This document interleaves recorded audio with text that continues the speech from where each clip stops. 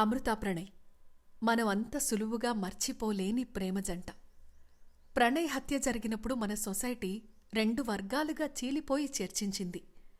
అమృత తండ్రి మారుతీరావు వైపు కొందరు వకాలత్ పుచ్చుకుంటే అమృత వైపు మరికొందరు నిలబడ్డారు. తప్పెవరిదో తేల్చే పనిలో అందరం భాగస్థులమయ్యాము. మారుతీరావు ప్రణయ్ని చంపితే చాలు, అంతా తాననుకున్నట్టు జరుగుతుందని అనుకున్నాడేమో. కాని అమృతని జీవచ్ఛవాన్ని చేస్తున్నానని ఆలోచించలేకపోయాడు. చివరికి పశ్చాత్తాపంతో ప్రాణాలు తీసుకున్నాడు.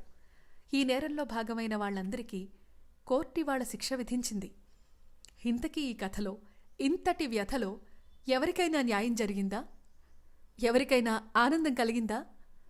కులపిచ్చి మాత్రమే వెర్రిగా నవ్వుతూ మిగిలిపోయింది. సమాజాన్ని వెక్కిరిస్తూ నిలిచిపోయింది.